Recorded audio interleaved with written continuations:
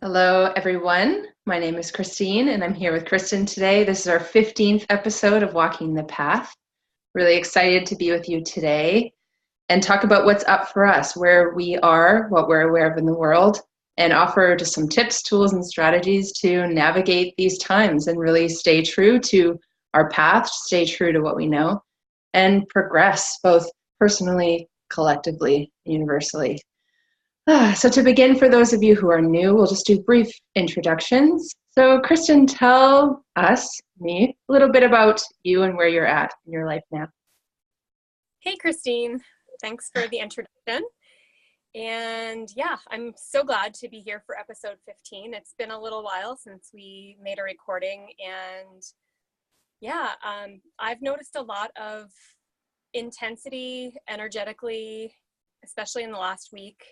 I've been taking more time to myself to work on personal projects, and I've been spending a lot less time on any of my devices and with things like social media to really dedicate my truest time and effort to a project that's upcoming this winter for myself and my partner Tanner. And we just completed our yoga teacher certification programs this summer. And we thought, well, maybe we could host a few retreats this winter. And then it turned into magically, through the workings of the universe that are sometimes mysterious, it turned into a 90-day commitment to hosting kind of an ongoing wellness lifestyle immersion retreat. And so that's where my focus has been. And that's all new to me. So I'm feeling kind of full up to here, but in such a good way. I feel supported, encouraged, and inspired to just do what I know is the next step for me. And also, I'm really glad to be recording another episode here because I feel like there is always something more that we can discuss and share ideas about with the rapidly changing times and the fluctuating energy on Earth. And for those who are interested enough to be watching this video right now, I think you'll be sort of relieved and soothed by the things we'll talk about here. Thank you. I love that. And my name is Christine, and what would I like to say today? I have a blog on my website, christineyule.com, and I continue to offer my sessions. I myself am going through a big transition with my work and really asking what my next phase is, because it does feel like I'm transitioning from just personal one-on-one or online groups to actually working with a group and collaborating. And I don't even know what it looks like yet. I may be prompted to go into education again, which was my previous focus, a lot of math and science tutoring and working with kids. So I'm really in a state of life, universe, show me what's next here. And my primary focus really has been on developing myself and responding to the needs and requests of friends, of family, of the people I meet. So it's like I'm always in that dynamic exchange and always in the question of looking at the bigger picture of things and looking at how can we best navigate these times. And so that's my focus, is really living into that myself with everything I do and who I am, looking at how can we better take care of our bodies through these times? How can we have more healthy communication? How can we receive information from the universe or from that level of perspective? How can we acknowledge the needs and requirements of other people that's coming from more of a collective desire to shift? So all those complexities and kind of bringing it into a focus where we can actually speak our way through this phase of transition. So, Awesome. yes. Yeah. And one of the topics that we've been discussing that we felt is really relevant right now is the kind of fluctuating but often increasing intensity of the collective energetic field. And I've been here in the United States for several months, going on 5 months actually, and it hasn't been totally easy, and there's definitely a different energetic vibration generally in this country versus in Canada. And that being said, we're all one planet here with a common energy field. But yeah, it's been increasingly difficult to maintain a centeredness and to keep my own personal reality and my deep knowing of what's true for me separate and clean from all the outside influences. Mm-hmm. I mean, and ultimately, I know what many of us desire is to be part of a collective that's nurturing and supportive, and a collective that benefits each individual involved. But previously, the dominant collective has been the opposite of what we desire to have as our life, right? It's been more like disjointed, based in separation, based in personal need and competition and survival. And so we're in this time of transition, is like envisioning a new collective field that is loving and supportive. And in this transition, we've had to actually disconnect or pull out of that dominant collective based in separation, decision, judgment, conclusion, rejection, expectation, into more of a personal field of, okay, I'm going to start from within and clarify what's true for me, know what is authentic, what are my true needs, desires, preferences, almost essentially a big reset personally. And then as that becomes more integrated, then we seek for a collective that can reflect the change within us, right? Instead of challenge the change within us. And we're in such a place of tension because the dominant collective is still challenging what we've cultivated. So instead of assisting what we've cultivated to expand, it's challenging it by, well, are you really going to stick to what you know, or are you going to just dive in and do this thing that someone else says you need to do because it'll benefit them, blah, blah. So it's just such a time of tension. So it's how can we navigate this time of transition and navigate those tensions so we can center, within ourselves, find the sense of peace and calm, find that loving presence within, find maybe in one-on-one interactions, getting to gift and receive from that space of love and presence, and resource ourselves, and not get swept up in the collective that's still based in fear, right? We're transitioning into desiring to be part of a collective that's based in love, and we're building it through each of our choices to cultivate those qualities within ourselves.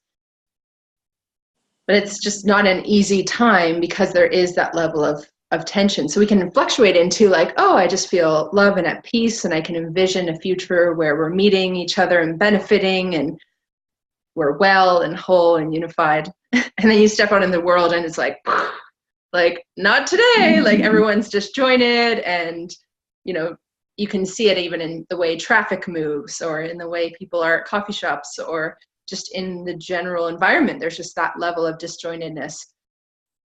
So I think for each of us, it's just a matter of like breath, tune into our heart, tune into our desire and preference, and respond to what is here right now. Absolutely. Which isn't exactly what we want per se, oftentimes, and allowing for it to be what we want more and more, and welcome the change when it does show up. Wow, look, a space of peace and calm, or a space of loving exchange. Thank you all, more of that, And then when it's something else, or when it's a kind of a state of chaos in the environment, all right, here I am. How can I be with this? How would I like to approach and attend to this? What is my level of involvement? What is being requested of me?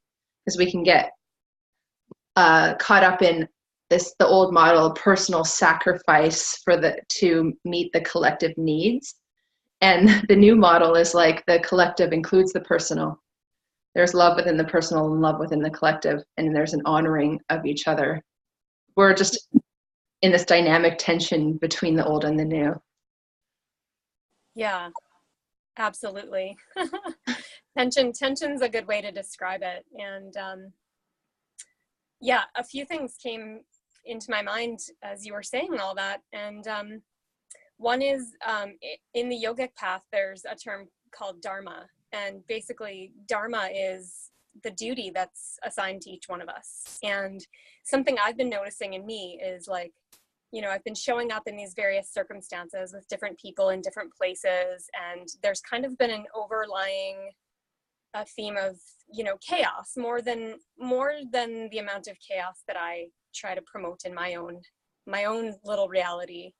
And so it's been a little shocking to me, but I've thought to myself, maybe I'm standing and washing dishes at whoever's home that I happen to be at, or, maybe I'm vacuuming the floor, or I'm sweeping, or whatever I'm doing. And I'm thinking, I'm here in this moment, in this reality, to do something in the form of like work that needs to be accomplished, on a cosmic scale, no matter how tiny that seems like it is, vacuuming a floor or washing some dishes.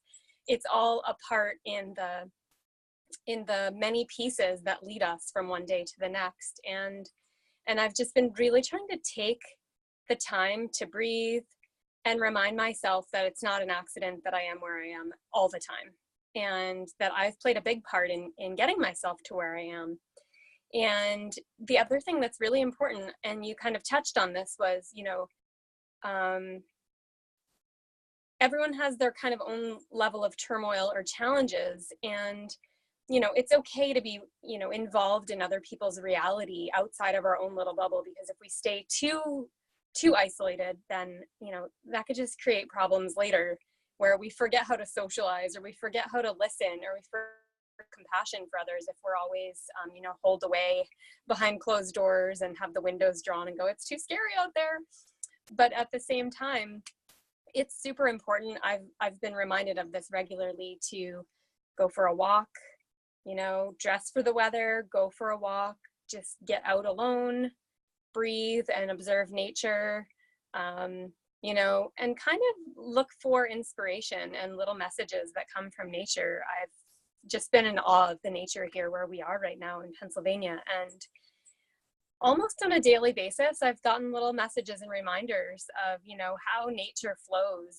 And, when plants and animals, come into a challenge situation, they just navigate through it. They, life keeps flowing. And I think it's a reminder that that's how we all need to perhaps look at life right now.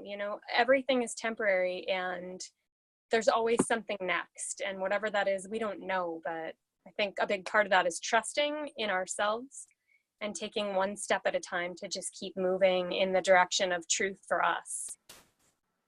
Mm-hmm. And I think there is that deeper level of intuition, and there is a unified field. And the more we tune into that, the more we can flow with the change and flow with what's different, just as animals do right there in that unified field. And they just move and adjust and change and shift. And I mean, I can only comment on it to the degree that I know how they are. They may themselves be completely different than I perceive them, obviously. But that's my perception of it, is just there's just this capacity to respond and keep shifting. And having the human mind, or having the ability to separate and then comment on everything, then there's kind of this ongoing commentary. Is it good? Is it bad? Is it right? Is it wrong? Is it what should be happening? Is it what shouldn't be happening? Am I where I want to be? Blah, blah, blah, blah, blah, blah, blah, right? And so the more we can trust in that flow, the commentary usually settles down. We're like, I am here. This is what's here. This is where I am. This is who I am. Here is what's being presented, our capacity to respond. Overwhelm is usually when we're so swept up in the commentary of it that we're not present for the reality of it, present to respond to what's here. And so it's the more we can tune in, come into our body and our heart and respond to what's here, the more effective we'll be in that response, and including more in our response. Because when we're in overwhelm, we just respond from an autopilot, from this is what I did last time this happened, so this is what I'll do now. And it's just an autopilot. It's it's already set. And we're waking up to, what I call my website unscripted living, is where we're tossing out the scripts of what we should think, say, and do, and just go, how would I like to respond right now? What's true for me? Right? Respond differently. And then again, it's like the divine improv game, I call it, where you're just and now, and now, and now, right? Someone says this, how do I respond now? Instead of this is how I used to respond, and I need to keep the script going and maintain character. It's kind of the time where a lot of us are breaking character, whatever the character's been, even if it's been a perfect, nice character, or a easygoing character, or a everyone need before my character, or a selfish character. Maybe the selfish character all of a sudden becomes compassionate, and the one who always put everyone else's needs first becomes really sovereign and says, this is what I require. Like, let's all kind of break character, mix it up, because the old roles we've been playing are outdated, right? A lot of them were based in fear and based in reaction and based in sort of trauma. So we're just kind of waking up from all of that so we can simplify within and navigate all these collective fields that are noisy right now. You know? That's a good way of describing it. Totally. And I love that you just said that, because I might have mentioned this last week when we were chatting, but Tanner and I were listening to an audiobook recently, narrated by Ram Dass, written and narrated by Ram Dass. And of the whole book, this one thing stuck out to me, and it's pretty much exactly what you were just saying. And we're in this time where a lot of us are encountering these opportunities to change character or become a new version of ourselves. And his quote was something like,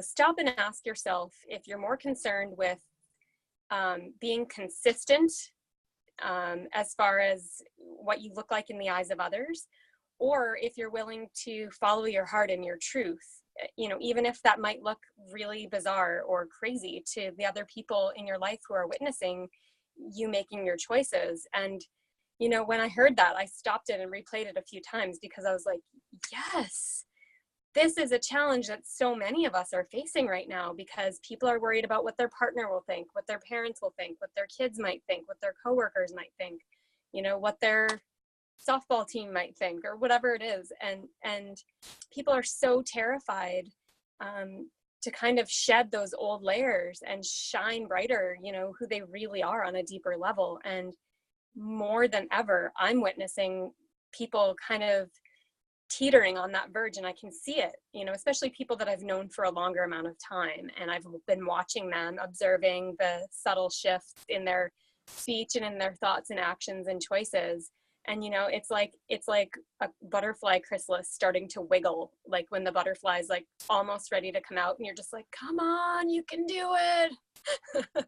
And, that's totally what I'm seeing. And so for me, I feel like I've been doing this and not really being fully aware of why. And I still don't know the why. It just feels right to continue supporting anyone that I come across who's, that butterfly almost ready to hatch and become that new version of themselves. And to me, that's just exciting. And I do what I can, and I show up as I can appropriately for people that just need like that extra little nudge to do it. And I feel like that's partly what I live for right now, because it's so beautiful when those things happen. It just really, I find it very moving and inspirational.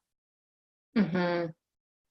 Yeah, and so in some ways using this time with more tension in the field or noise in the field as an opportunity to break the character and be who and what we are, whatever that looks like, because it is a lot more dynamic, and it's coming from the unified field that's based in love. So what emerges through the authentic self is often really honoring of all life and harmless and all those things.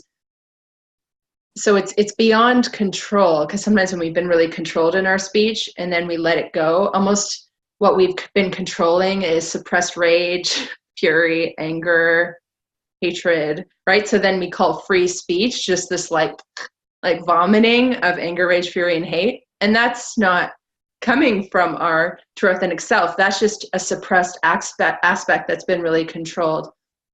So the art in integration, the art in walking the path, right, is noticing what aspects of ourselves have been suppressed, or like, I'm not an angry person, I'm not a mean person, so that we can integrate those like elements, because it can be quite intense when our boundaries are violated all the time. We usually do get pretty angry, but to meet those aspects, so then that true self that's based in love and unity consciousness can come forward and express without control. But it's such a unique path to each of us. There's no formula, and anyone who sells the formula just believes that that's the way, but usually they don't stick to the formula either. They just pretend they do, so that the image is consistent, so people will buy their product because they think they have it all together. So because everyone else who's buying their product is terrified that they don't have it together, and they think they do.